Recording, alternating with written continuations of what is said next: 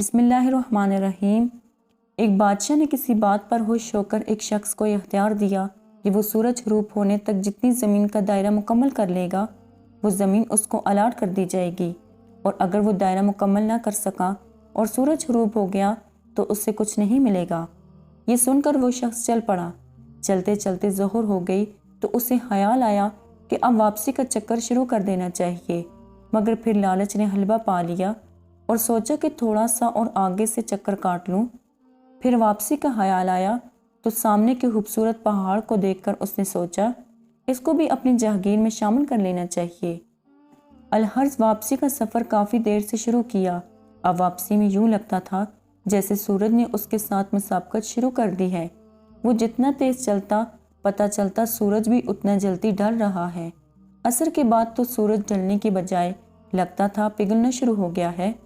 वो शख्स दौड़ना शुरू हो गया क्योंकि उससे सब कुछ हाथ से जाता नजर आ रहा था। अब वो अपनी लालच को कोस रहा था, मगर बहुत देर हो चुकी थी।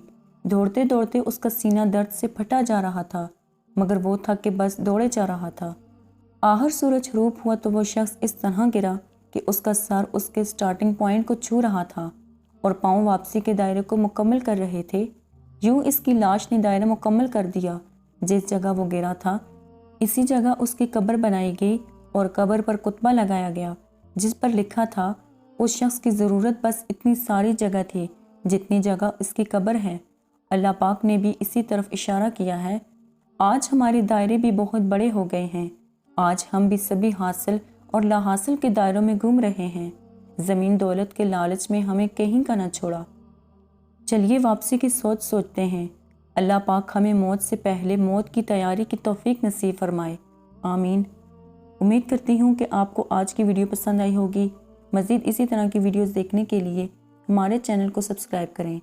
खुदा हाफिज़।